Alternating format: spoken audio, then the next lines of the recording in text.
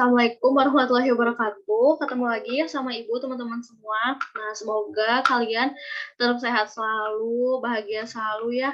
Nah, minggu kemarin kan kita udah belajar nih ya tentang apa aja sih bahan-bahan yang ada di konstruksi gedung, konstruksi jalan, sama konstruksi jembatan.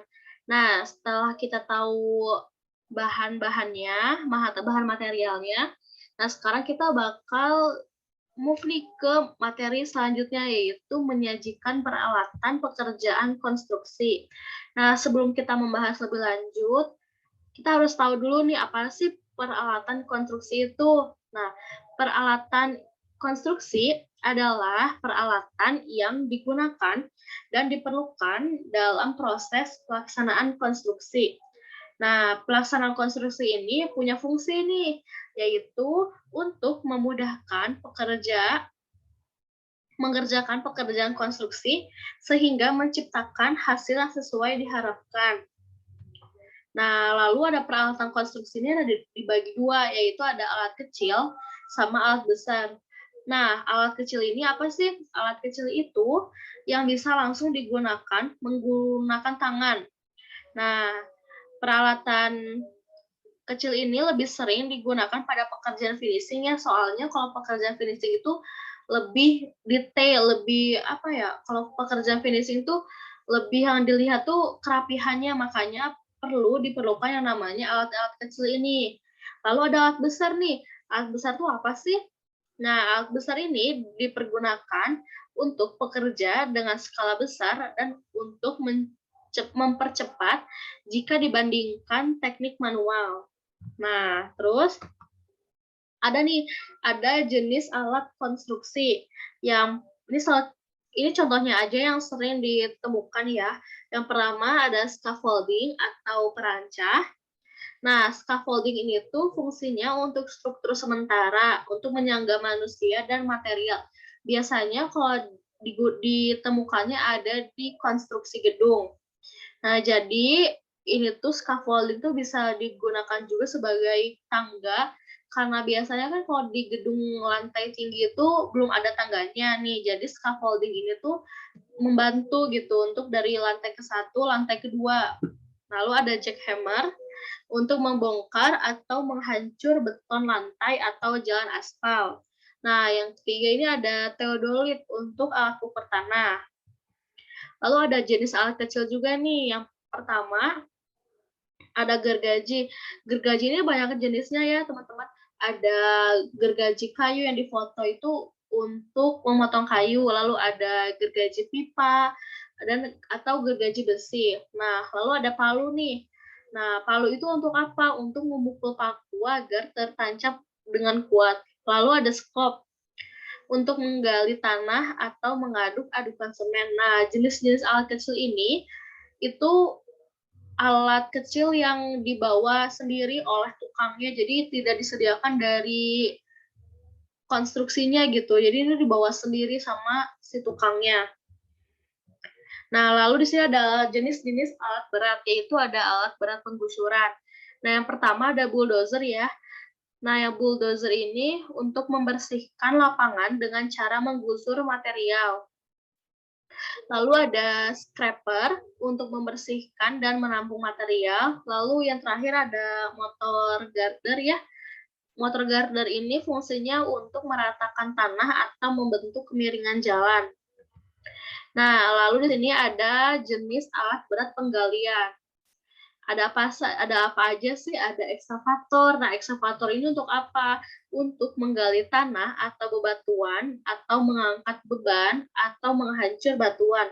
Nah, lalu ada backhoe. Nah, backhoe fungsinya untuk menggali tanah atau batuan yang menghasilkan galian yang rata. Lalu ada clamshell. Nah, clamshell ini untuk menggali dasar sungai yang tidak berpasir atau memperdalam saluran. Nah, lalu ada alat berat pemadat. Nah, alat berat pemadat ini biasanya ditemukan pada konstruksi jalan ya, teman-teman. Yang pertama itu ada kompaktor untuk memadatkan tanah. Lalu ada tamping roller untuk membersihkan dan menampung material. Lalu yang Yang ketiga ada pneumatic tire roller untuk meratakan tanah atau membentuk kemiringan jalan. Nah, lalu ada alat berat pengangkut yaitu ada truk dump. Biasanya kalian suka lihat untuk kayak ngangkut apa ya, ngangkut pasir, ngangkut semen, ngangkut bata ringan. Nah, biasanya itu pakai truk dump. Lalu ada flatbed truck. Ini juga sama sih sebenarnya kayak truk dump, cuma biasanya lebih besar ukurannya dan lebih terbuka. Biasanya suka ada yang bawa kayak keramik, pakai flatbed truck biasanya.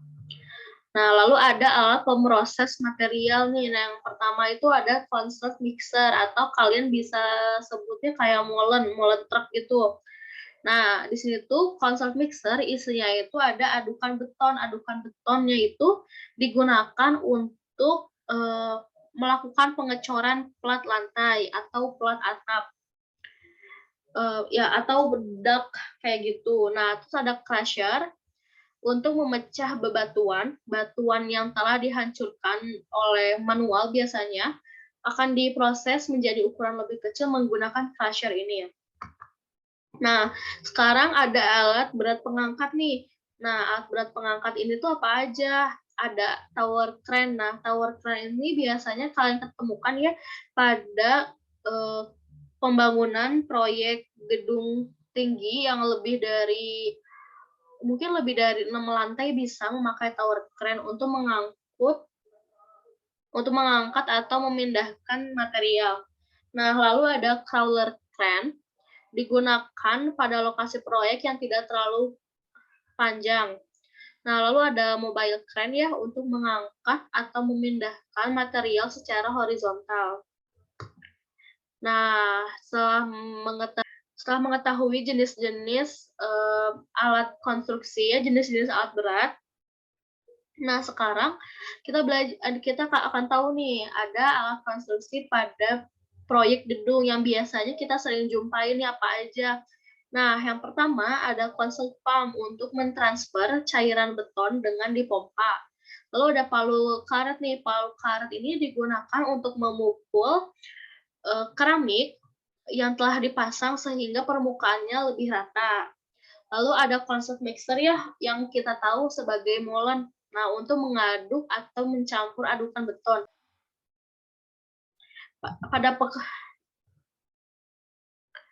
Pada pekerjaan, kita ambil kasus ya, contohnya pada pekerjaan pengecoran lantai. Nah, pengecoran plat lantai ini biasanya menggunakan consult pump karena berada di lantai atas. Nah, lalu ada konstruksi jalan ya. Yang pertama ada bulldozer sama fungsinya untuk mengupas tanah untuk membentuk permukaan tanah yang rata. Lalu ada aspal distributor untuk menyemprotkan cairan aspal panas ke atas permukaan secara merata. Nah, kalau di jembatan ini ada alat pemancang tiang pondasi sebagai palu yang memukul tiang pancang agar menancap sempurna. Lalu ada backhoe loader untuk melakukan penggalian serta mencabut tanggul atau memecah material keras. Nah, sekarang ada tugas ya. Tugas yang pertama itu mengerjakan soal HOTS halaman 124 sampai 125 bagian A dan bagian B. Lalu ada tugas 2-nya mengerjakan uji kompetensinya aja yang nomor 1 sampai nomor 10 halaman 128 sampai 130. Nah, dikumpulkannya melalui japri ke ibu ya, lalu tanggal deadline-nya tanggal 27 Maret. Tanggal 27. Diharapkan teman-teman mengumpulkan semua tugasnya ya, biar nilainya nggak pada kosong di akhir. Sekian video pembelajaran dari Ibu. Semoga kalian sehat selalu, bahagia selalu. Tugasnya jangan lupa dikerjain ya, dikumpulkan juga ke Ibu, ke Japri lewat Ibu. Terima kasih.